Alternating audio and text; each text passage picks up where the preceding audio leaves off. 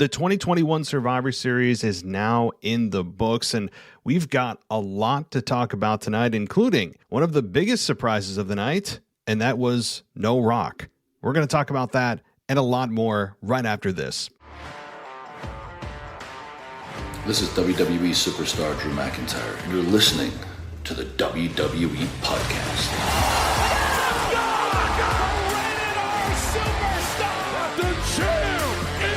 The one that everybody wants, me. Becky Lynch is going to WrestleMania. Claymore! Austin 316 says I just whipped your ass. This is my idol. You're going to acknowledge me. All right, everybody. Y'all just saw Survivor Series. I did too, and I've only got a few words for you, and it's not suck it. It's where the hell's The Rock, right? That's on the minds of everybody, including those who paid their hard-earned money and spent all their time and are going to be getting up early for work tomorrow that are like, hey, where the hell's The Rock?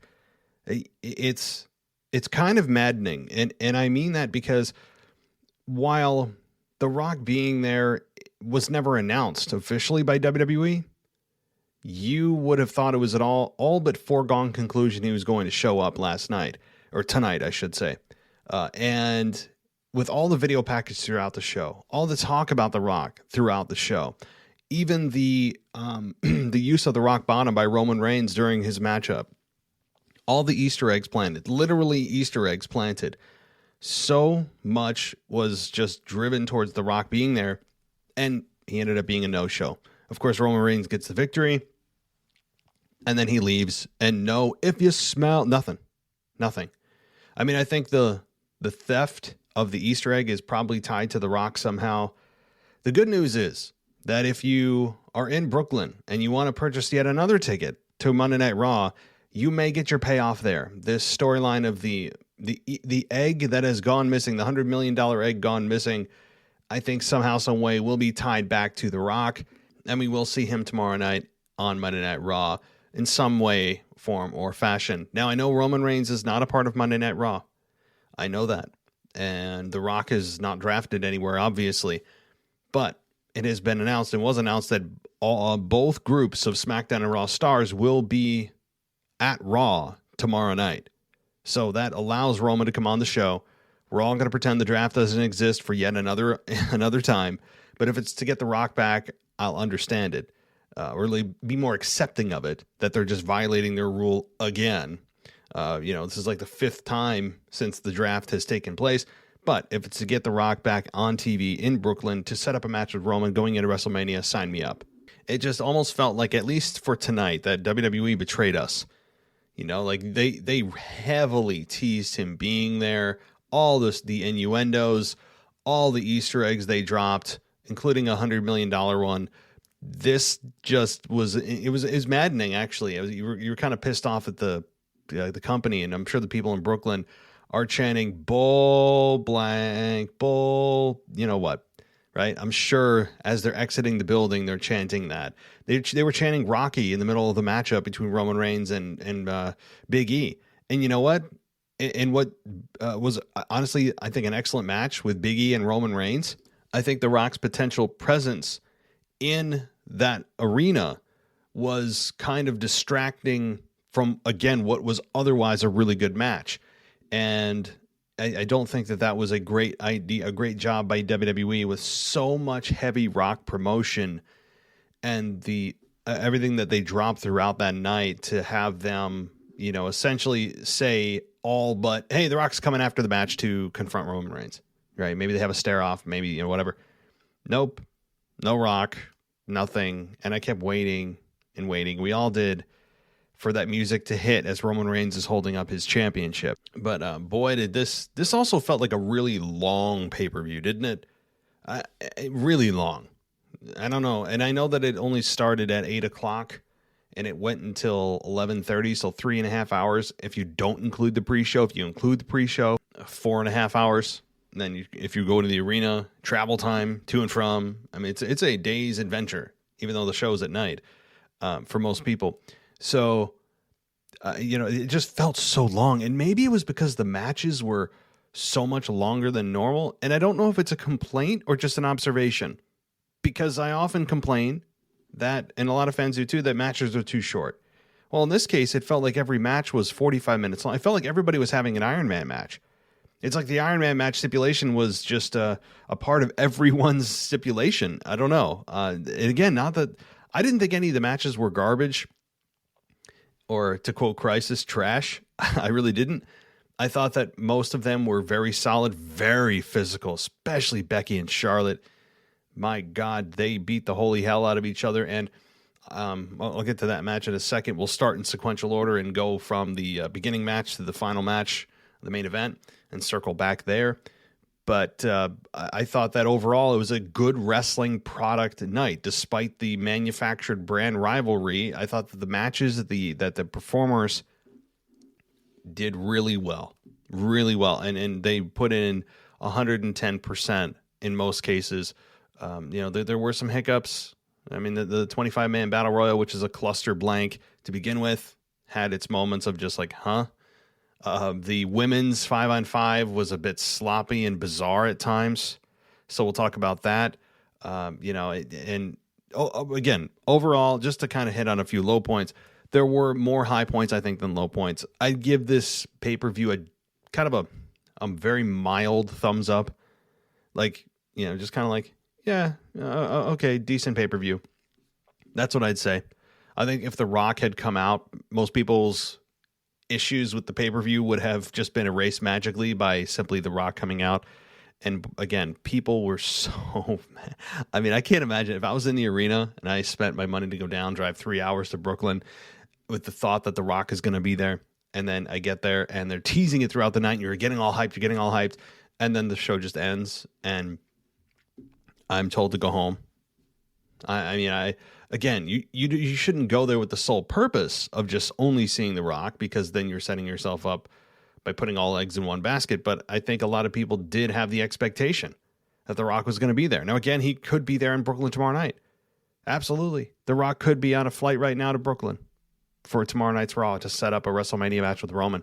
And if I was WWE, why the hell not? Why wouldn't I? Why would you not want to set up this matchup? People say, oh, it's LA. Yeah, so what? Okay, LA is known for what? Movies, Hollywood. So, right? Like it's not known for its wrestling history, generally speaking. Dallas has way more of a wrestling history than does Los Angeles. So I understand that The Rock, oh, he's in Hollywood. Oh, cool. No, again, this is a wrestling show. This is not a movie. So I'm more interested to me in when it happens than where it happens. I personally don't really care too much if it's in LA, just for the Hollywood connection doesn't do anything for me. Plus, why would you also not want to strike while the iron's hot? The landscape of WWE in April of 2023, how do you know what that's going to look like? You don't. Vince doesn't know what's going to happen tomorrow night on Raw. What makes you think that he's going to know what the landscape's going to look like 16 months in advance? It's not going to happen. So you also don't know if Roman's going to be heel. What if there's an injury? What if The Rock gets injured somehow on a movie set, working out? What if a better opponent somehow comes across or comes along for Roman? There's just way too many variables. With something like this aligning, you take it when it happens and you go. So hopefully WWE is able to work something out with The Rock. It seems as if I would still believe that this is still on track. I'm just really shocked they didn't have it happen here tonight on one of their big four pay-per-views in one of the biggest markets that they have at a time when people start to think about WrestleMania. Very puzzling. Maybe The Rock wasn't available tonight. Perhaps that was the case, and he was on site filming, and he's taking an early flight to Brooklyn tomorrow morning.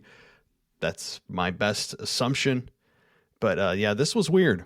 This was weird with The Rock. So that's all I really have to say about The Rock, because he didn't show up. It's hard for me to talk about somebody that wasn't there.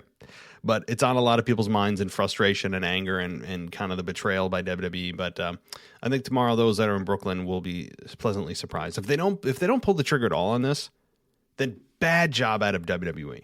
Just a bad job. If you want to tribute to Rock, he has 100 specials on the network. You can mention it briefly in a video package and leave it there. But to thread it throughout the night, and then you have the rock bottom used and have Paul Heyman kind of dropping hints and have, just everybody talking about it. It just bad job if this ends up not manifesting. And this was all like just to get people talking about The Rock for whatever reason and promoting his movie with Ryan Reynolds. What the hell's Red something? I mean, who cares? I'm sorry, but every time I see that, if I'm watching a wrestling show and I see The Rock in a movie, I'm like, yeah, I don't really care. Like, is he here? Is he going to come? Is he here? Is he going to rock bottom somebody? Is he going to give somebody the people's elbow? Is he going to talk smack? Because that's all I give a damn about. I don't, I don't know. That's what I think about when I see The Rock and his endless promoted movies when he's around WWE. So it's just, as wrestling fans, we're like, yeah, wonderful. You have a movie. I don't give a damn. What do you do? Are you in the arena? Are you here? That's what we care about. That's what I want to see, especially if you're in person. You don't give a damn about the movie he's coming out with. I'm sorry, most people don't. He's very successful in Hollywood, and many of us may go see his movie. But when you're watching a wrestling show, you're like, yeah, stop it. Is he here? Yes or no? Right? I know because I've been there in that position many times and been disappointed many times in person by WWE with big stars that you thought were there and they're not, and they tease it. So anyway, all right. Well, let's start off at the beginning of the pay-per-view talking about Becky Lynch and Charlotte, because Becky Lynch and Charlotte, as we all know, and as was alluded to without actually saying it by the announcers, which the announce team was all over the damn place tonight. I have to say, I know I keep getting sidetracked. I'm like trying to go in order and then I get sidetracked about something, but I want to make sure I make this point. I have never been so confused about an announce team in my life. It felt like there were 600 people on the announce team tonight. It felt insane. And I understand they were trying to do all combinations and make sure everybody has a different team to work with, but it's also Raw and SmackDown. It was too much. And also Pat McAfee, look, I understand he brings energy. I'm a fan of Pat McAfee in terms of just freshening things up at the announce booth. And Michael Cole has said on record that he had revived his career. Wonderful. Pat McAfee at times draws too much attention to himself instead of trying to help the talent get over. He brings a lot of that attention to himself. And I think that he has crossed that line tonight where it was more about him at times than the product. And I don't think it was on purpose, but he's sometimes too loud, too hyped up, too amped up, where it's just like, all right, bro, like just chill out, okay? Relax. You're a grown ass man. Relax. It's just the strum of a guitar. Chill out, okay? I know sometimes I just want to just shake him and be like, dude, shut up, okay? Please.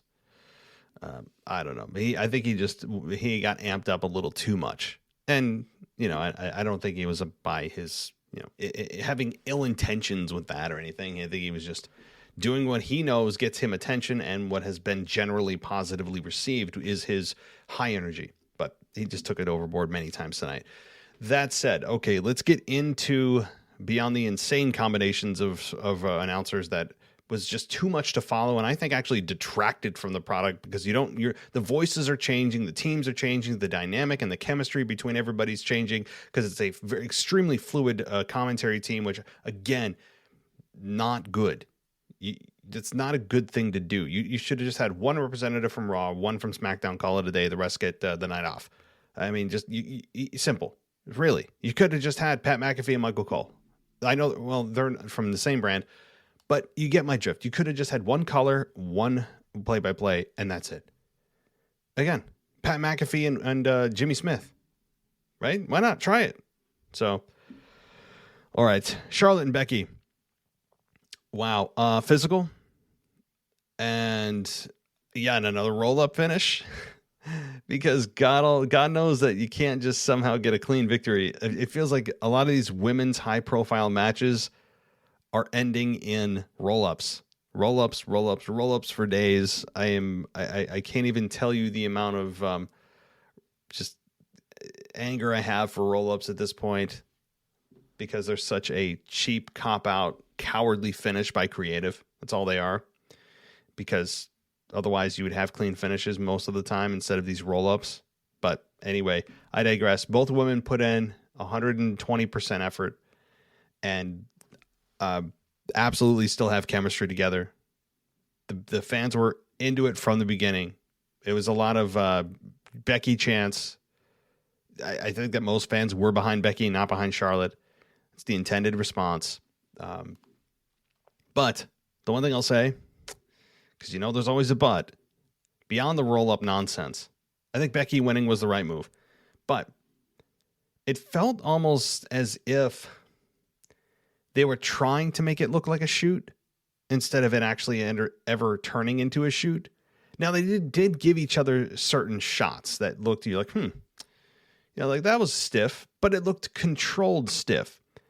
What didn't look controlled stiff and looked like a shoot was the interaction that Charlotte had with Nia Jax a few months back before she was let go and had her arm broken and was, of course, let go.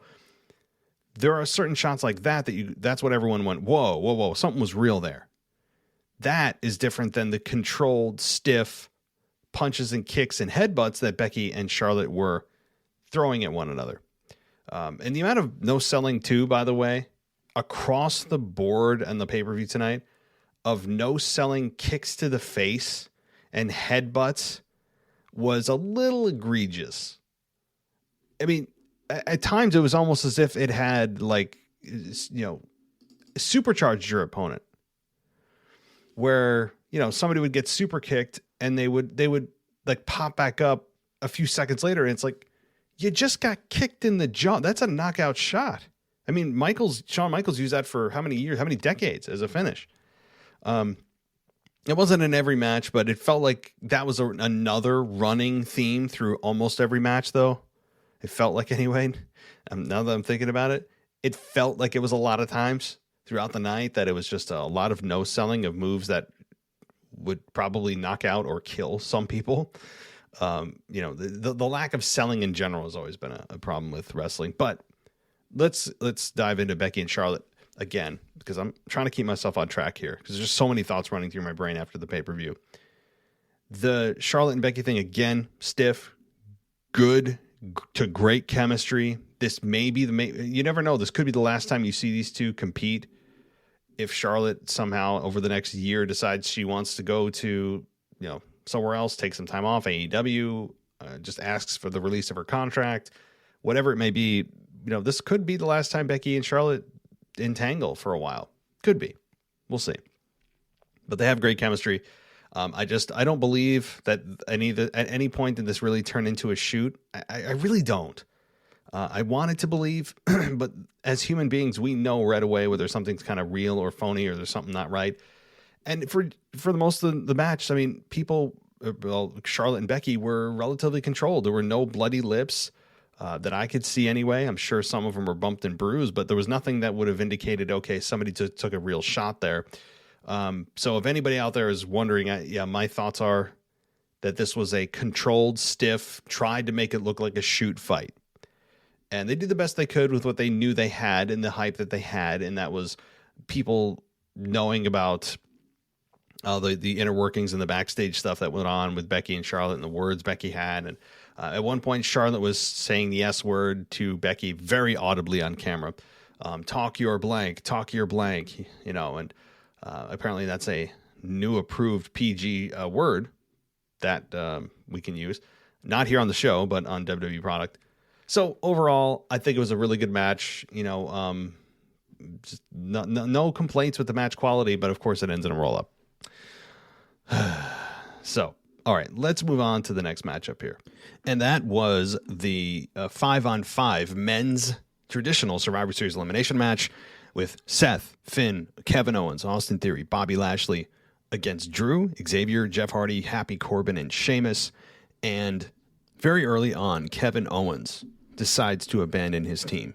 Kevin Owens decides to go in for it himself and that he is more important than the team, and he ends up leaving.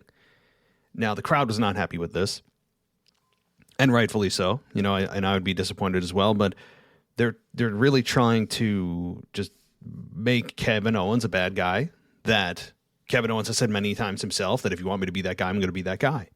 And so he doesn't perform at all. No wrestling at all from Kevin Owens. And, again, on one hand, I understand. On one hand, I'm a bit disappointed.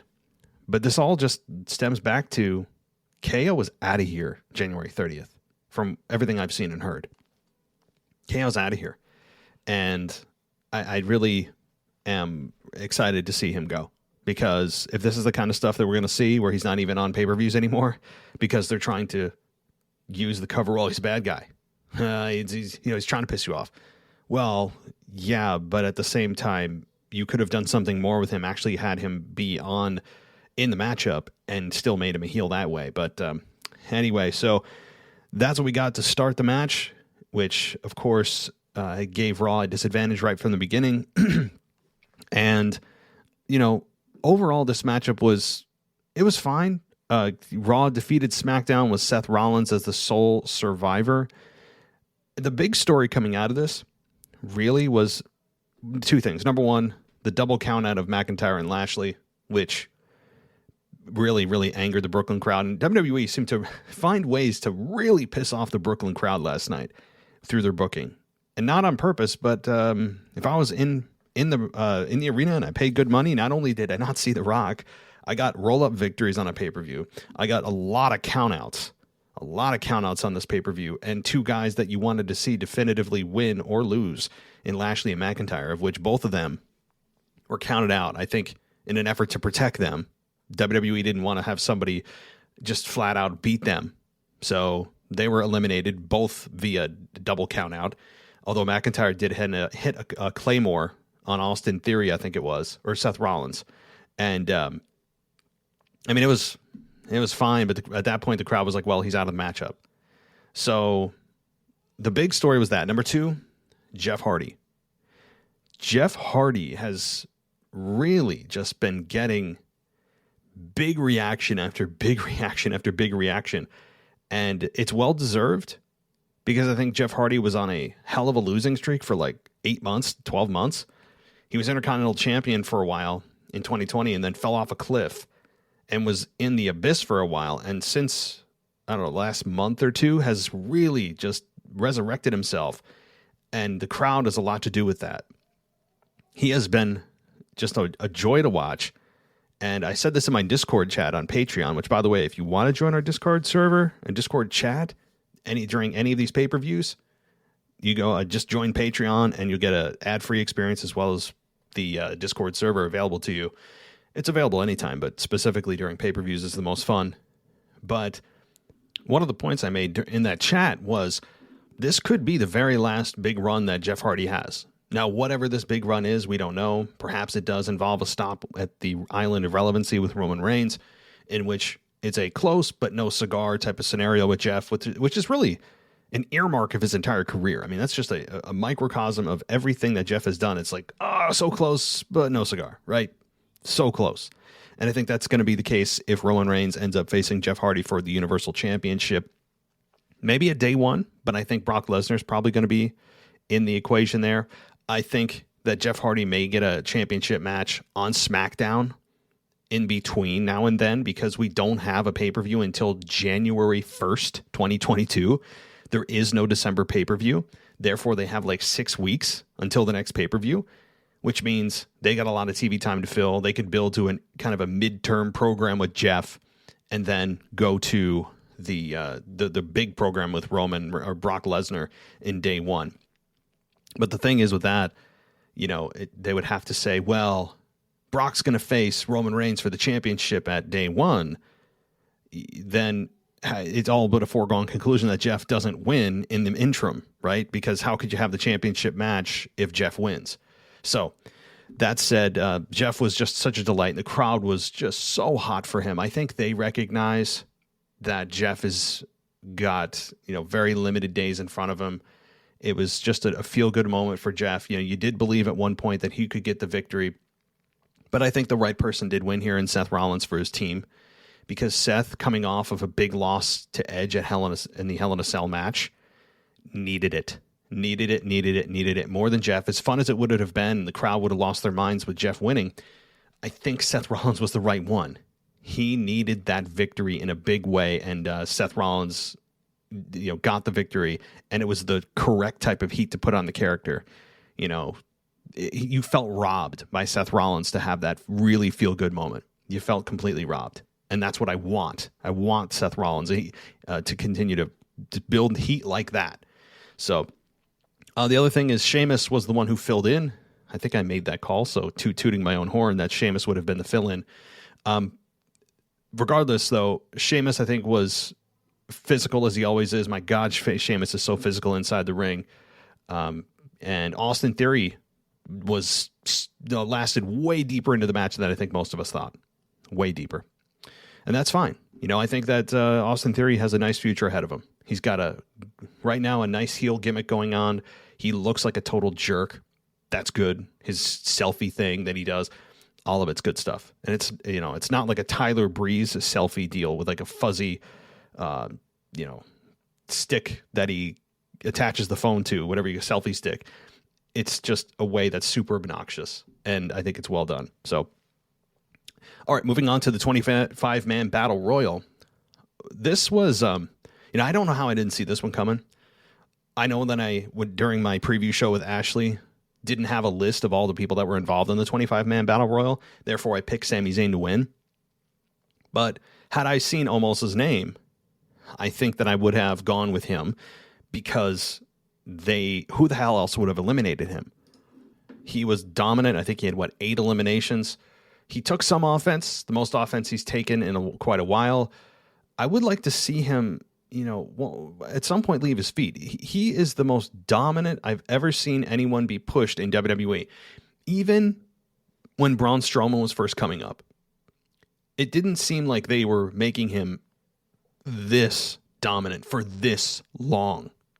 I mean, I do want to see somebody, maybe Randy Orton can hit an RKO out of nowhere on him. But right now, he's so dominant, it's almost not believably dominant. And I'm not saying they're doing a bad job with him. I think that they've done a nice job with Omos. He is still limited in the ring given his size. That's to be expected.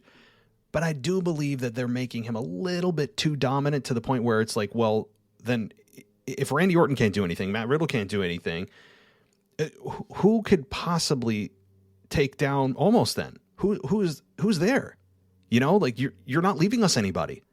So is he just going to train through, everyone? Is he just going to railroad everybody? So, I mean, at some point they're going to have somebody at least get him to leave his feet. And I think Randy Orton would be a nice matchup there, one-on-one with Omos. And hitting an RKO. You could hit an RKO out of nowhere from behind on Omos. And I want to see what that looks like. He hasn't taken a finish yet. He's taken minimal offense. So, I don't know. I want a little more offense being put on him. We never got the Commander Aziz Omos moment either. I was a little bit sad about that. He did eliminate Commander Aziz, but we didn't have that kind of stare down that I was hoping for. Now, he had it with, was it Veer or Shanky? One of them. And that was kind of like, okay, they're the same size. I get it. But I wanted to see Commander Aziz and almost kind of do a stare off. I think that would have been also a little bit of fun. But the real story here was all about Omos, 100%. And yes, we also got a little bit of pizza involved there. Unfortunately, Otis did eat the slice of pizza, which I thought was going to transform him back into the old Otis. And he got eliminated as well. And people were throwing, I think, was it Montez Ford was throwing a ton of pizza into the crowd, to which in our Discord chat, I wanted to give you guys a little bit of an insight into it. We were saying, who the hell is eating this pizza? I mean, you had these guys sweaty, working with other guys, and Lord knows what they've touched. And they're throwing pizza into the crowd. And I'm sure people are fighting over this pizza. Who's eating it? I want to talk to somebody who's eating that pizza. I mean, they should just throw you a bottle of antibiotics with it, because I don't know. I maybe because I'm like a germaphobe. I don't like people drinking out of my drinks or touching my food, which again, it gives me like anxiety thinking about that pizza, people eating that pizza. Like, who's doing this? Who is doing this? Gross, just gross. But almost did win. And, Sami Zayn obviously was eliminated fairly deep into the match, but not in the final 5 or anything like that. So, All right, let's continue on here to the Raw Tag Team Champions, RK Bro, versus the SmackDown Tag Team Champions, the Usos. Boy, this was a long match. It felt really long. And again, I don't know if I'm complaining or not. I just haven't been exposed to such long matches in so long. It was just different. To keep my attention on this match for so long was a little bit difficult because there were some slow points. That's to be expected too, but the length felt very, very long.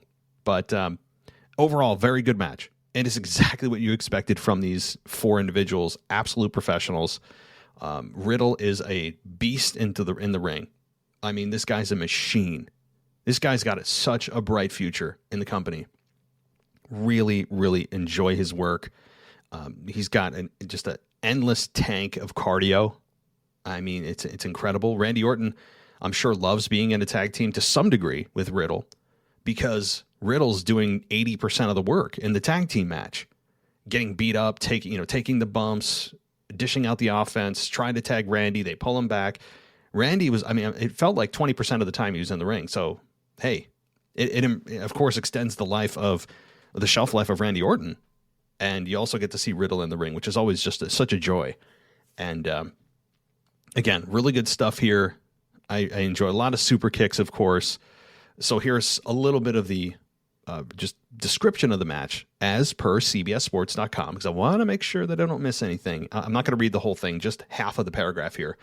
The Usos eventually managed to get back in control before Orton with a double super kick, hitting Orton with a double super kick, and then one to a reeling Riddle for a near fall before Riddle bridged his way out of the pin. Orton used a blind tag to get himself back in the match. When Jimmy didn't realize Orton was the legal man, he went for a splash on Orton, but Orton slid back into the ring and turned the splash into an RKO for the victory. This was a great finish, and CBS Sports does say that too. Orton manages to pull out an incredible RKO from time to time. This one was incredible, and I didn't see it coming. I really didn't, but it's also due to the camera angle. They had a very tight shot. It wasn't a macro shot of the ring, so had it been, you would have seen Orton slip into the ring, and everybody in attendance obviously did, but since they were focused just on Jimmy Uso, so tight up on him, when Randy Orton came out of nowhere, everybody at home felt like he came out of nowhere, but everybody in the arena was like, oh yeah, we saw him come into the ring, we saw that coming, right? So it's all perception, and the eyes are provided by the cameras to us at home. So it was well done. Enjoyed the RKO. No complaints here. Nobody takes a step down here. Both teams could have afforded a loss. I was wrong in this prediction. I think I did choose RK Bro. Did I? I don't know. I remember going back and forth with Ashley and saying that both of these teams could have afforded a loss. Both of them don't need a victory. It was just going to be an excellent match, and it was. It really was. This was really good. I'm sure that the Usos will absolutely get hell from Roman Reigns, but this was really well done. Great match. Okay, then we get to the women's match. Team Raw, which was Bianca, Rhea, Liv, Carmella, Zelina, and Team SmackDown, which was Sasha, Shotzi, Shayna, Natalya, and Toni Storm. Let me read a little bit of CBS Sports because I wrote some notes, but I want to make sure that I did not miss anything because this match overall to me felt sloppy. Not from start to finish, but there were some periods where it wasn't great. It was a little confusing. And so here's what I'll say. Carmella was quickly eliminated when she was distracted while having Vega attempt to put her mask on, allowing Storm to score a, say it with us folks, roll up. Team SmackDown came out as a unified front, but Banks and Shotzi struggled to coexist once the match was fully going. Ripley countered the Karafuda clutch, but Shotzi ran in to make the save before Ripley could hit Riptide, leading to the spot in the match where all competitors run in at a time to hit a move. A much-anticipated showdown between Belair and Banks followed that proved a good stretch of action before Storm was able to score another elimination, pinning Vega, and Storm was eliminated by Liv Morgan after Oblivion a moment later, and Liv Morgan was able to fight off Baszler. Okay, pause there. The Bianca Belair and Banks showdown, the stare down, was fun. The crowd felt it. We felt it at home. They're so good together. Bianca is so good with anybody. but especially with Sasha Banks, just so well done there, and I am always just a joy to watch them together. At some point, we'll see them one-on-one again, and again, Belair ends up in a 3-on-1 situation, but we did have Sasha Banks get counted out because of her own teammates tired of dealing with her nonsense. And this was, a way to protect Sasha by not having her also get beaten by Bianca. But it was a nice way to get the crowd behind Bianca because she's outnumbered 4-1, ultimately 3-1. Banks, or rather Belair, managed to eliminate Natalya with, say it with us, a roll-up, and then Baszler by slamming her face first. And boy, Baszler, what the hell has happened to Shayna Baszler? You remember the woman that eliminated everybody from the Women's Elimination Chamber match? I mean, just steamrolled everyone. Yeah, that woman. I'm old enough to remember her. And now she's just getting beaten by moves that aren't even finish maneuvers. I mean, I was excited when she was starting to snap people's arms like Eva Marie and Nia Jax. But of course, looking back, that wasn't to help Shayna. That was to help WWE write off Eva and Nia, who were about to get fired. Because after that, she stopped. So that's it's really unfortunate. So there was really no plan for Shayna. She's being used as a tool by management to write people off, not build Shayna Baszler back up. Which is just, it sucks because I want to see Shayna Baszler be Shayna Baszler. Be the MMA badass queen of spades that is dangerous in the ring. And right now she's losing at again, back into a funk. So, all right, let's go back here to the description. We're almost done. I promise story time is almost over here. Belair managed to finish things off with a KOD and get the victory, coming back from the 4-on-1 at disadvantage. And here's the take on this match. The Banks elimination was a real stain on the match. Otherwise, it operated well, especially with the recognition of Belair deserving the last woman standing. Well, yeah, she did deserve it, I guess. I mean, to get Belair back into the momentum category was needed. I think Belair did need this victory. So, overall, it was a fine match. I think the men's match was a little bit better. This is a good way to put it, that Banks being eliminated the way she was a stain, just as Drew and Lashley being eliminated was a stain on the match. Wasn't great. So, then we get to, I want to make sure I get to this correctly, the main event. And Big E versus Roman Reigns. And for all the crap I talk about Big E, and I talk a lot of crap about Big E, the guy can go. The guy is just a professional in the ring. He is very good from bell to bell. He's a monster of a man, muscle-wise. But he can do things and does do things he shouldn't be able to. Now, one thing he does do that he should not do, just because he can, is that suicide dive to the outside of the ring. It's going to ultimately be the downfall, injury-wise, for himself or his opponent. I mean, it looked like Roman Reigns and or him almost got injured on that maneuver. I mean, that's a lot of body weight being thrown to the outside of the ring. And I was not a big fan of that maneuver. I never have been. I always cringe, not in embarrassment, just worried about the safety of both guys. Big E doesn't need to do that. He doesn't need to dive through the second rope. It's unnecessarily dangerous. His character doesn't need to do it. It's a risk that you don't need to take. It's a tough bump. Even if it's done correctly and safely, perfectly, it's still a tough bump to take, which takes mileage off of your body, or puts mileage on your body, rather. It's always been so dangerous to me, and I don't need to see it. It's scary. I got to say that. But that said, we got a really good match here. I enjoyed the hell out of this matchup. Big E did look very strong, and the rock bottom by Roman Reigns was absolutely a wink and a nod to things coming down the line. And I do believe now that Rock and Roman is happening this year. I've not seen reports. I've checked The Rock's Twitter feed. He's not dropping any hints. this to me was a wink and a nod, one of the wink and the nods. And I'm looking forward to that. Obviously, we'll have to see if tonight on Monday Night Raw, as I record this now, it's Monday morning.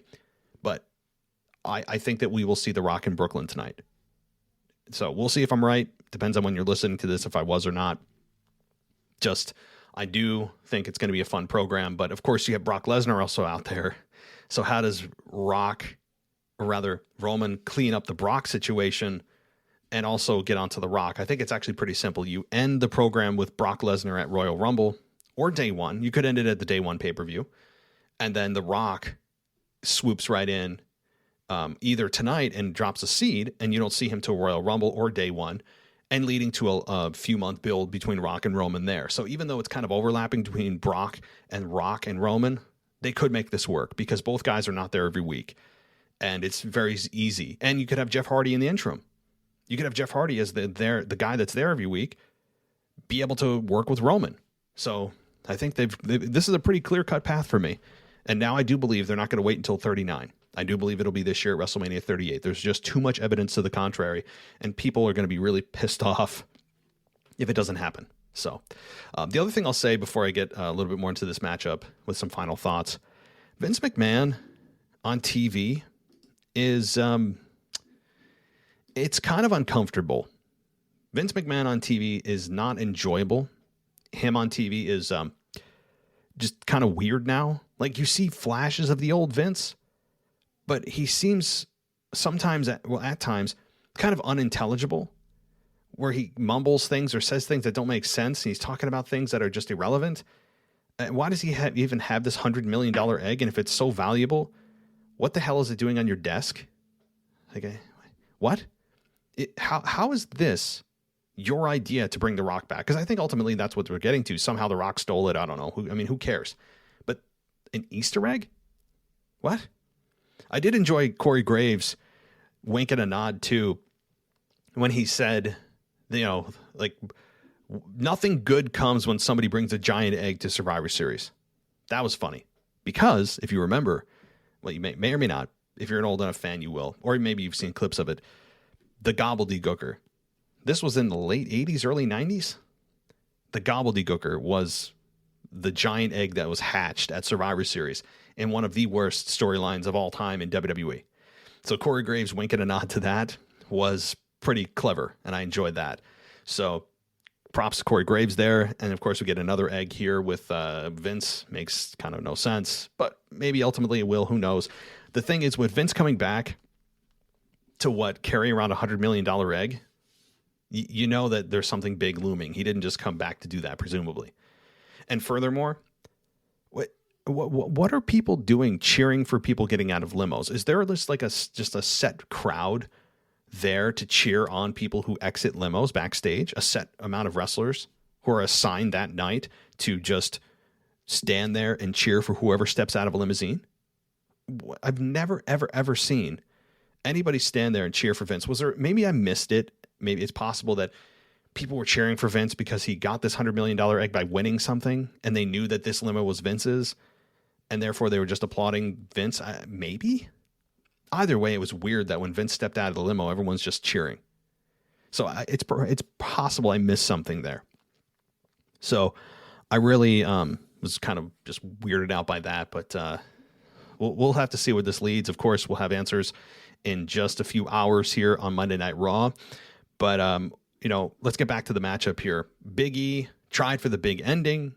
Roman Reigns slipped out, stomped on Big E's knee, and hit one final spear for the win. CBS Sports called it a very good match overall, with Big E showing tremendous fight despite losing the match. And if Big E wasn't going to get the win, that's the best way to go about it. Yeah, look, even in a loss here, Big E won. That's always the goal. It should be the goal. Even in a loss, you win. And I think Big E did. This could have been Big E's best main event matchup to date. I believe it was. And props go to both guys. Roman Reigns getting the clean victory was nice. I think it was great. It's exactly what should have happened. And Big E was not the guy to get the victory there. That's the correct choice. So they got that right. They got that 100% right. So Roman Reigns continues his undefeated streak since SummerSlam of 2020. He continues his title reign, 449 days now. This is going to be a fun Monday Night Raw in Brooklyn. It feels kind of like the Monday Night Raw after WrestleMania in a way. I'm very interested to see how the crowd reacts to everyone, especially when Roman Reigns comes out, presumably. I know he's on SmackDown, but we were told everybody from all rosters are going to be on Monday Night Raw. So I'm going to forego the complaints about the brands overlapping and brand rules and, all the draft rules. If it's to get to Rock returning tonight, I'm on board. So, let me know what you guys think, though. I'm interested to hear what you think about the pay-per-view, what your thoughts were. Did you enjoy it? Did you not? Were you confused? Ultimately, I'd give this pay-per-view like a B-, kind of a C+, B-, where it's like, it was okay. Yeah, I thought it was okay. I know a lot of people thought it was #trash, but I really didn't. I thought that there was really good efforts made, and this is how you forego terrible storylines and forced rivalries, is by having people care about the individual stars. Nobody cares about the rivalry. They want to see the stars compete with each other. And that is, to me, what the focus was here. We didn't care about brand supremacy. Fans never do, never did, never will. Fans care about the stars on those brands, which makes the brand rivalry even less relevant and less, even more confusing why they do it. So it's all about the stars, always will be. And we are now past Survivor Series, and we can get to our normal schedule of normal pay-per-views. And day one is up next. So everybody, thank you so much for joining me here. You can go on Patreon and join us there for $1 a month. You get all these benefits. Or on Apple Podcasts. Subscribe there for ad-free.